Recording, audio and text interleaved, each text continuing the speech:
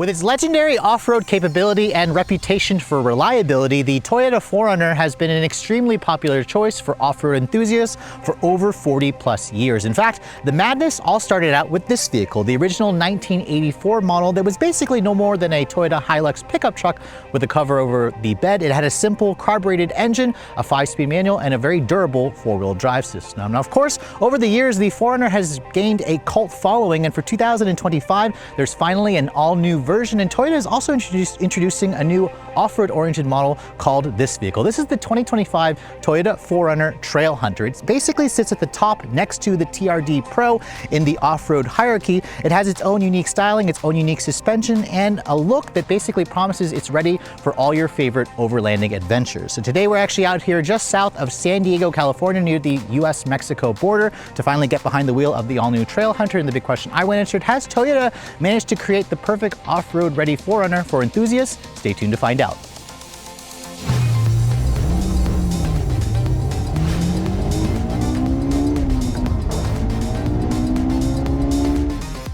Now, like I said earlier, for 2025, the 4Runner for the 6th generation has two off-road oriented models that basically sit at the top of the hierarchy. There's the TRD Pro, which you guys have known since 2014. The Trailhunter is new for the 4Runner for the 6th generation. Toyota first introduced this trim level on the Tacoma in 2023. And one of the big differentiating factors is Toyota has basically designed this vehicle to be a more overland ready model. In fact, you'll be able to tell it's a Trailhunter from this little thing right here. This is the high-mounted, basically, snorkel. It's designed to be not necessarily for water fording, but this snorkel here kind of redirects the air high up into the vehicle. It's kind of like a dust shield, I guess you could probably say that. Designed to allow the engine to not suck up air from lower portions of the vehicle, but the powertrain for the Trailhunter is going to be the same iForce Max powertrain. If you guys remember, the new generation 4Runner is available with two iForce Max engines, a base 2.4 liter turbo, but the Trailhunter and the TRD Pro is only available with this powertrain. So it's the 2.4 turbo gasoline direct injection with a 36 kilowatt electric motor. So it basically adds almost 50 horsepower. The total system output is 323 horsepower on the Trailhunter, and that's because that high flow air intake, or the high mounted air intake, reduces the horsepower by about 3 compared to other variants that have a traditional air intake. Remember, the TRD Pro has a high flow TRD air intake design with kind of like a red intake underneath the hood. Torque is also pretty impressive at 465 pound-feet. It all is hooked up to an 8-speed automatic transmission. And when you guys go for the hybrid powertrain, you'll get the company's standard 4-wheel drive system. The Trailhunter and TRD Pros have, of course, the part-time system. So you'll have a 2-high, a 4-high, and of course a 4-low with a locking rear diff. Fuel economy is actually rather impressive considering how much heavier and more powerful this engine is. It's rated at 23 in the city, 24 on the highway. It has around a 19-gallon fuel tank. You're looking at around 430-ish miles of range on a full tank. Now, Toyota doesn't quote a 0 to 60 time. They also didn't mention what the top speed is. It's going to be obviously different because of the off-road bits that this model has. But towing capacity maxes out at around 5,800 pounds when you guys go for the hybrid model. Keep in mind the hybrid does reduce that slightly because this model that we're showing you here is the heaviest variant of the 4Runner, weighing in at around 5,500 pounds because, again, it has a lot of extra off-road equipment. It's got the extra components. The battery pack is 1.87 kilowatt hours. It's a full hybrid system, and we'll talk about that, of course, later on when we go into the driving scene. But let's go ahead and close up the hood here and show you guys the exterior styling of the Trailhunter model. Now, first of all, you'll be able to tell it's a Trailhunter because it doesn't have the hood scoop that you get on the TRD Pro. Now, the hood scoop on the Pro is technically just for looks. It's not a functional hood scoop, but without it, you certainly have some nice styling elements here. You have the heritage style Toyota grille, which instead of it being high gloss black, it's kind of a flat black with the kind of bronze coloring there for the Toyota logo. It's got a standard front camera system. All Trailhunters come with the company's premium full LEDs, and instead of it saying 4Runner down here or TRD, it actually shows the Trailhunter badge. You can see the TRDs and the Trailhunters have the amber illuminated daytime running lights with the high performance LEDs, so LED low and high beams. You also have these Rigid Industries LED fog lights, which, as you can see, I love the fact that it has kind of a yellow color. You can actually change the color from yellow or amber to white if you guys would like at a push of a button. You also have the off-road light bar here, although you can't actually have this on and this at the same time. So this actually only comes on when you guys have the high beams on. It's designed for off-pavement usage. And then, of course, the Trailhunter also has its own unique front fascia, and you also have the high clearance front bumper. So if you guys watch our review on the Limited, it has that stupid little front air dam that's all designed for aerodynamics. Toyota cleverly removes that, obviously, and then they give you its own unique steel skid plate underneath. The TRD Pros will have a different skid plate. You can see it's got full underbody protection, and this model here also has a unique suspension system. So it's the Old Man EMU shocks, I'm sorry, by ARB. It roughly gives you around a 1.5 to 2 inch suspension lift. So total ground clearance for this model is around 11.5 inches, which is pretty similar, of course, to the TRD Pro. But let me know in the comment section below if you guys like the look of this, or if you guys like the look of the TRD Pro. I personally love this exterior color. It's called Everest. It's a new color this year. It's also available on the TRD Off-Road as well, in addition to the Trailhunter, but you cannot get this color on the TRD Pro. That is available, of course, with a unique color called Mud Bath. Now, moving around the side profile, this is built off of the all-new TNGAF architecture. So it's a body on frame design. The vehicle itself is, watch out for behind you, bro. You scared the crap out of me, sorry. Bro, sorry, you scared. The overall length of this vehicle is around 194.9 inches long. So it's around 2.5 inches longer, I'm sorry, 4 inches longer than the previous generation. Wheelbase is 112.2 inches. And like I said earlier, unique wheels and tires. So these are an all-terrain tire. It's a Toyo open country all-terrain, 33-inch tall tire. So 265 by 70 R18. The Trailhunters get this kind of like bronze look to the wheels. Multiple spokes, obviously. The TRD Pros have like a black finish wheel. Like I said earlier, shocks are by Old Man EMU, so they are designed again for overlanding as opposed to off-road high-speed jumps. That's what the TRD Pro is known for. And then of course you also have the over fenders, which are kind of wider. They are not painted, so these are kind of like a flat black as opposed to the gloss black. I actually prefer this because the gloss black to me shows scratches and damage pretty easily versus these being a little bit more durable. The mirrors are also unpainted. They are power folding with integrated turn signals and cameras throughout the vehicle, of course. You have a Trailhunter badge here, and then you also have these frame-mounted rock rails. Those are unique to the Trailhunter, and that's again going to help you when you guys are going further off the beaten path. This will be able to kind of support the weight of the vehicle if you have it, you know, high-centered on a rock or something like that. The roof, as you can see, the Trailhunter does not include a sunroof. That's one of the downsides of this trim, and that's because you get this ARB specific roof basket on top. So this is going to be designed to carry even more weight versus the 770 that I was talking about in the regular versions of the 4Runner with the standard roof rails. The door handles are also flat black, so they're not painted. And then you also have that same kind of styling elements here with the rear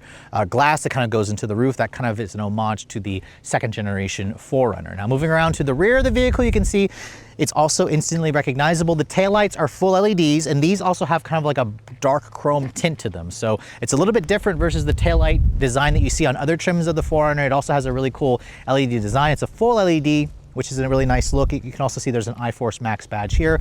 4Runner is spelled kind of at the back here boldly, although it's in a flat black design.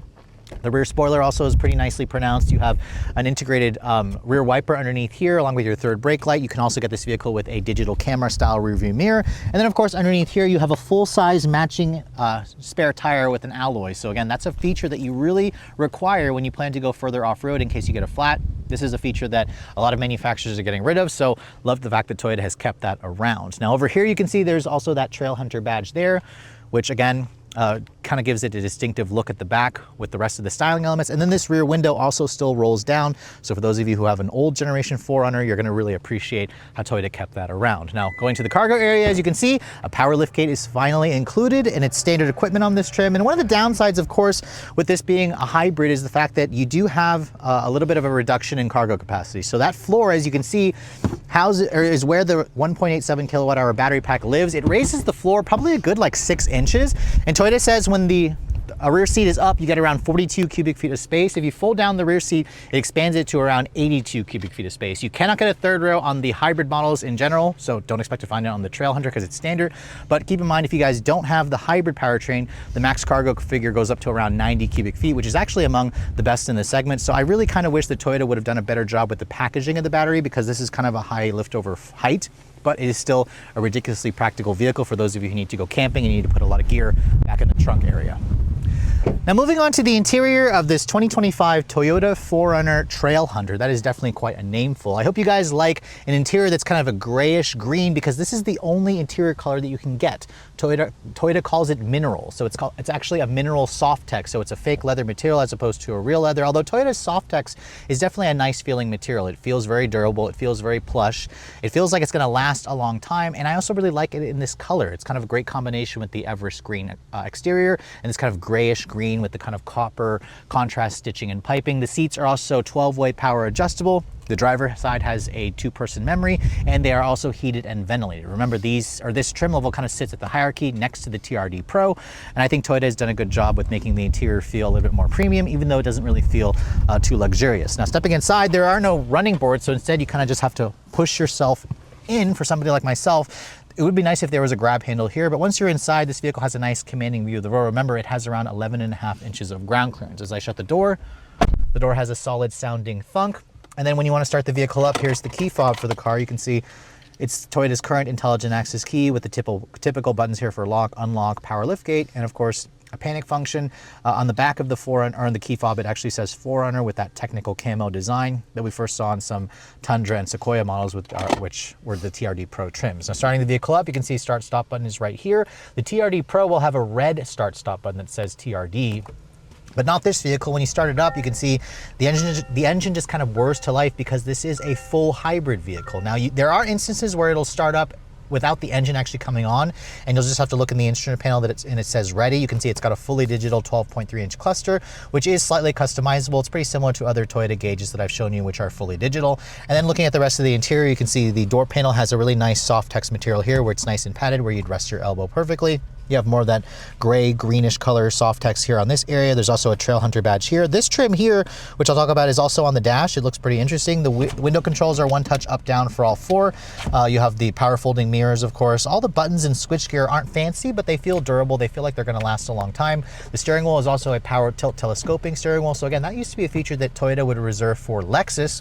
There is no heads-up display, but Toyota does offer that on the Platinum trim if you guys really want that feature. Above me, or up on the upper dash, you can see it's all hard touch injection molded plastic. That speaker also pops out, part of the 14-speaker JBL sound. You can actually use it as an external speaker. There's also a nice little shelf here. Then you can see there's more of that material with it. This is kind of like a plasticky, almost recycled water bottle look material that kind of resembles like a natural stone. I think it looks fantastic. I think that Toyota did a great job at giving the interior kind of some character with this interesting texture to it. You can see you've got dual zone automatic temperature control, which is definitely a nice feature with your heated and cooled seats. I love the fact that Toyota has lots of traditional buttons and knobs. So you have a big volume knob here, you have big dials here to control the climate. There's no tuning knob, however, and you can see all the Trailhunters come standard with the 14-inch display. This is the latest Toyota audio multimedia interface. You can also expand it. My phone is connected via the wireless CarPlay. It also has wireless Android Auto. It has over-the-air updates. Going back to the native system here, you can see that's the cloud-based navigation system. You can also go into your vehicle settings and your actual settings to change and customize a couple things for the vehicle.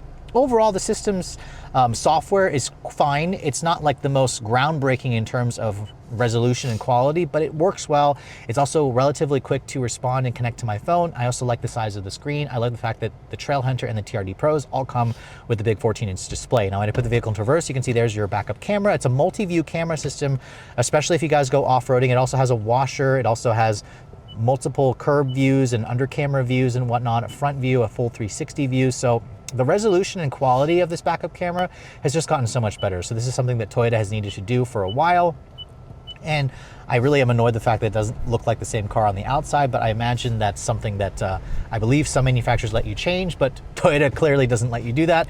It's a very windy day, and Rob may have just gotten hit by the door, so that's why the camera shook. But looking at the rest of the center console here, you can see there's your wireless phone charging pad. That controls the 8-speed auto. A little bit of storage here, along with 2 more USB-C charging ports. There's a nice little meaty, chunky grab handle here. And then over here, you can see you have your electronic parking brake. There's your drive mode selector and your 4-wheel drive switch. So you can see the Trailhunter and the Pro will have basically a part-time system. So you have 2 high, 4 low, and then there's your drive mode selector here where you can adjust between 3 different drive modes: sport, normal, and eco. And then if I push this button here, there's also a multi-terrain select. So if I have the vehicle in its 4-wheel drive setting, you can also change the multi-terrain select by pushing that button over here.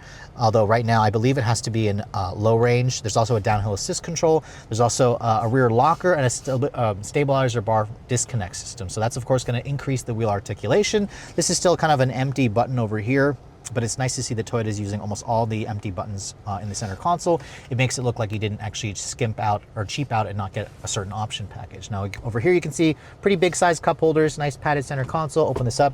Not the deepest center console. I actually am surprised it's so shallow. No additional USB chargers in there and whatnot. And then above me, you can see without the sunroof, you do have a little bit more headroom. There's kind of like a cheaper cardboard material here on the roof panel, which is fine. The rest of the seats, like I said earlier, the mineral Softex are comfortable and supportive. And then you also have a glove box here, which is pretty big.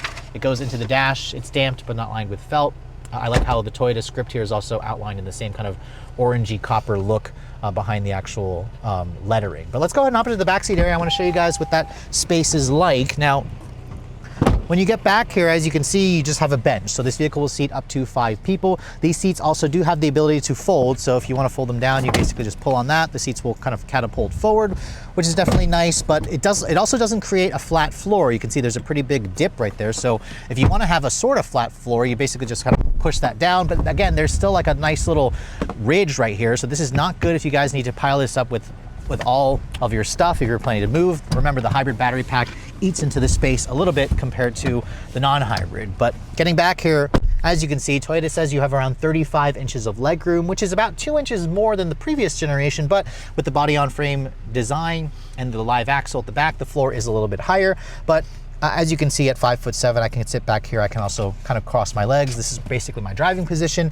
I have a decent amount of headroom because it kind of goes up a little bit in this area, but the Land Cruiser, if you guys need more headroom, is going to offer even more space versus the 4Runner.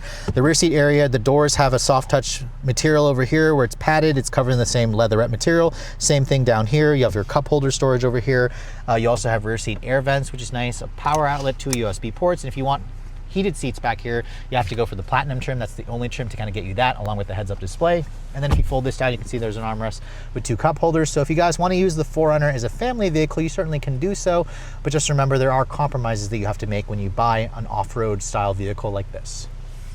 So here we are behind the wheel of the Toyota 4Runner Trailhunter. Toyota actually set up this off-road course for us to drive this vehicle through. I have Rob, of course, sitting shotgun with me. We're kind of first approaching the course. I have the vehicle in its low range setting right now for the 4-wheel drive system. And remember, the Trailhunter comes with the frame mounted rock rails, which should help in case we ever hit a big rock on the actual side of the vehicle. It's got 11.5 inches of ground clearance. With the low range transfer case, it basically helps to multiply the torque. So you have almost 500 foot-pounds of torque. And you also have the electric motor assist. So this thing feels essentially super effortless going up these hills. And as you can see, with the multiple view cameras, it basically allows you to see almost anywhere. So even though earlier when we were going up that, you couldn't even see in front of us, but as you can see, now we're coming up to where they have these little, I guess, dips. Is that what they're called, Rob? But this is gonna show the wheel articulation of the vehicle. And this is where, if we had to, we have that stabilizer bar disconnect system, which you could engage by pushing that button. That'll help to kind of disengage the stabilizer bar and give you even more wheel articulation. But the 4Runner in general has always just been a mountain goat. So it makes driving in these kind of conditions super easy. And as you can also see, it's incredibly dusty, dry, and windy out here. So I'm feeling for all the people out in LA that had their homes affected by the wildfires, but we are further south of LA. So this area isn't too badly affected at all, if anything, but kind of going through this course, the Old Man Emu shocks are, again, specially tuned for the Trailhunter to not necessarily be for the high-speed off-roading and jumps, but this is basically going to give you better rebound control. It's going to give you better wheel articulation. It's also going to give you better 35 degrees on it. Wow, that's actually pretty impressive. It's going to give you better load carrying capabilities, because that's one of the reasons why the Trailhunter for the Tacoma is pretty popular with overlanders, because people were realizing that they were overloading the rear end of their Tacomas by putting in like a camper on the back. You won't necessarily have that problem here on the 4Runner, although I did notice that Toyota did not put the air compressor that's built in from the Tacoma onto this model, which I'm actually genuinely surprised they didn't do. But what I like about the 4Runner is it's a really easy car to drive. I mean, I drove one on pavement, a limited earlier, but off pavement, this thing just feels right at home. On pavement, it felt really refined and comfortable and smooth for a truck-based SUV. And here, it just feels like it's in its natural habitat. So I'm basically going over these obstacles, going over these rocks. I don't have to worry too much about things scraping, about getting stuck. The high clearance front bumper is obviously the better choice in these situations, whereas like the Limited and Platinum and SR5 trims have that stupid air dam, which will get sheared off on these rocks. But it's comfortable too. Yeah, it's actually very comfortable. These seats really hold you in place nicely. The Softex feels almost like real leather.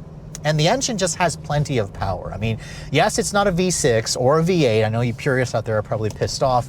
And it's definitely a much more complex powertrain, so only time will tell if it'll be reliable. But, you know, Toyota is a brand that typically takes their time. I mean, we had to wait 15 years for an all-new 4Runner to show up. So it's really, you know, impressive that Toyota, you know, obviously took so long, but they're also going to take their time and make sure they deliver a product that's worthy of the 4Runner name. I just actually really like how this powertrain functions off-road. You barely have to tip into the throttle because it just has so much low-end torque everywhere. The vehicle is also a pretty good size to where it's not super wide or super tall or super long to where you can kind of get through these rather tighter areas of this off-road course. And again, we haven't scraped or hit anything yet, knock on wood. There's no wood in here. But the one thing I am missing is I wish it kind of had a sunroof. There's no sunroof on this trim, which I guess Toyota did that because they were planning for people to put like a roof tent up there and whatnot. But here's where we're going to be using that camera system here because I literally can't even see over the hood. Yep, and then there's a spotter over there. There's two big rocks right here that we got to pass through. And of course, we are still in the low range mode. So this guy's gonna hopefully help me go over these rocks. You're doing fine. See, you gave the nod of approval. Yes. You know what you're doing. All right, come a little bit. There's a little bit. There you go. Yep. He's telling me to go right a little bit. Again, this thing is a pretty manageable size, and with it in low range, it does a really good job of just multiplying that torque so you barely have to hit the throttle. I mean, this is effortless stuff. I mean, this is exactly why the 4Runner is such a popular vehicle with a lot of enthusiasts. So there's a relatively steep incline here, and I guess the screen here is going to tell us just how steep it is. Hopefully Rob doesn't trip and fall as he follows me up that hill, but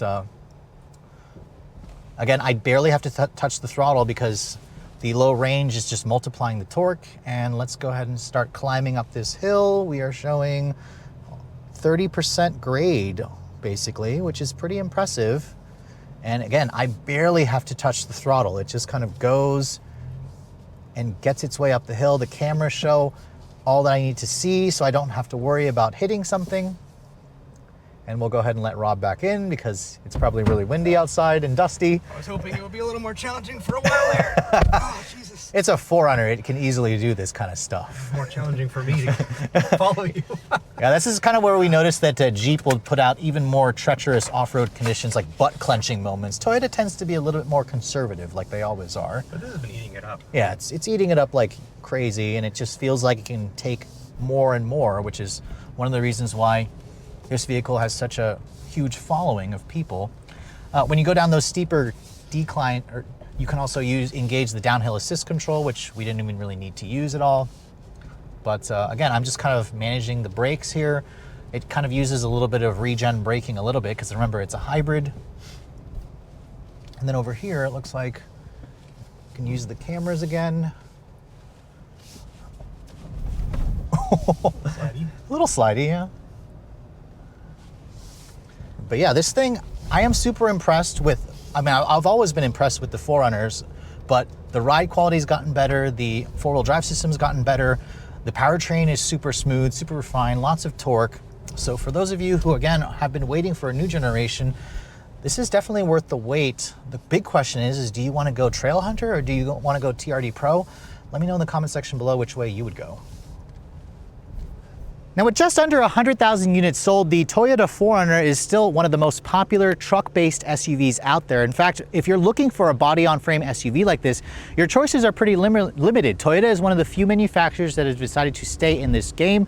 However, the Trailhunter model is certainly a unique offering for Toyota because I've always personally loved the TRD Pro. However, the TRD Pro kind of goes in a separate direction because that's designed more for high-speed off-roading and jumps, whereas this model is designed for more overlanding. So if you guys want to go further camping, you want to go further off the beaten path, you're looking for a better ride quality, you're looking for better shock control, and you're also looking for better, I guess, damping control if you guys have a lot of weight in the vehicle. That's what essentially the Trailhunter is designed to do. It's designed to be a better vehicle for off-roading. And of course, as you can see, the wind here is literally blowing at like 70 miles an hour. So the vehicle itself isn't moving, but it might blow me away, including Rob. But anyways, this vehicle, as you guys saw, I love the styling of it. I love the Hybrid Max powertrain.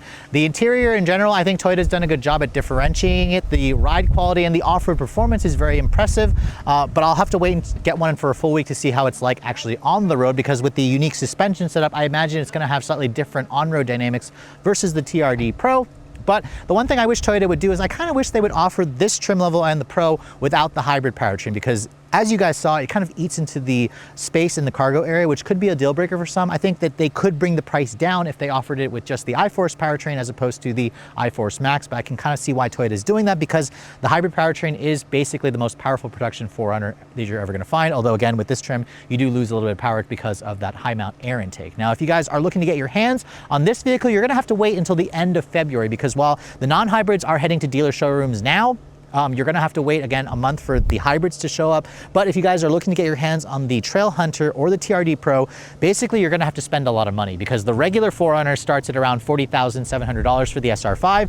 This trim, however, starts at around $66,900. That's right, 67 grand for a 4Runner, and that's before the nearly $1,500 destination charge. Now, obviously there are several dealer options. You can add accessories that can increase the price more. With, of course, those, the destination charge, you're looking at just under 68 grand for this version here. Now, 68 grand is a lot of money. That could easily get you a Toyota Land Cruiser, which the Land Cruiser kind of sits in the same showroom space as the 4Runner, although the Toyota Land Cruiser offers a little bit more in terms of headroom.